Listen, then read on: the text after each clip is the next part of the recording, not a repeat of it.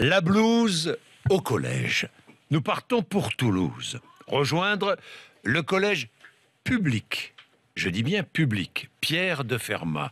C'est l'un des plus prestigieux établissements scolaires de Toulouse. Les parents d'élèves de ce collège, les parents des élèves de ce collège, se sont dit favorables au port de la blouse à une grande majorité. C'est le résultat d'une consultation qui a été conduite il y a quelques semaines. La décision définitive ne sera prise qu'en conseil d'administration au mois de mai prochain.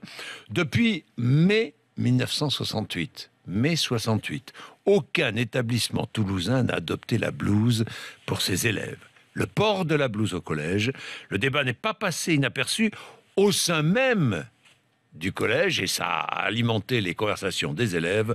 Reportage à Toulouse de notre correspondant Jean-Wilfried Forquès. Comme Sylvie, 2/3 des parents d'élèves ont dit oui au retour de la blouse au collège pour combattre les inégalités. J'ai voté donc en faveur du port de la blouse au collège Pierre de Fermat, où sont scolarisés donc deux de mes enfants.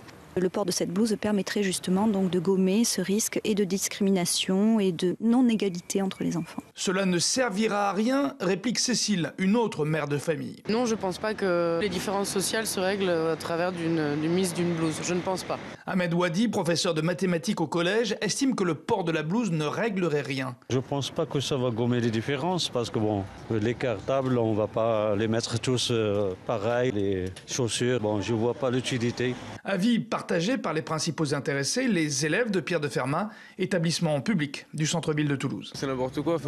Moi, j'aime bien me démarquer. Là, j'ai une petite veste Dolce & Gabbana. Ensuite, j'ai un petit sweat à capuche. Moi, ça me dérange pas plus que ça, mais c'est bien aussi de pas avoir de blouse parce que sinon, on peut pas trop montrer notre personnalité. C'est pas normal ça prive dans la liberté d'expression, je trouve. La balle est maintenant dans le camp de la direction. Ce sont les membres du conseil d'administration du collège qui trancheront en mai prochain, à l'occasion d'un vote. Si le port de la blouse était adopté, ce serait une première dans un établissement public toulousain depuis la fin des années 60.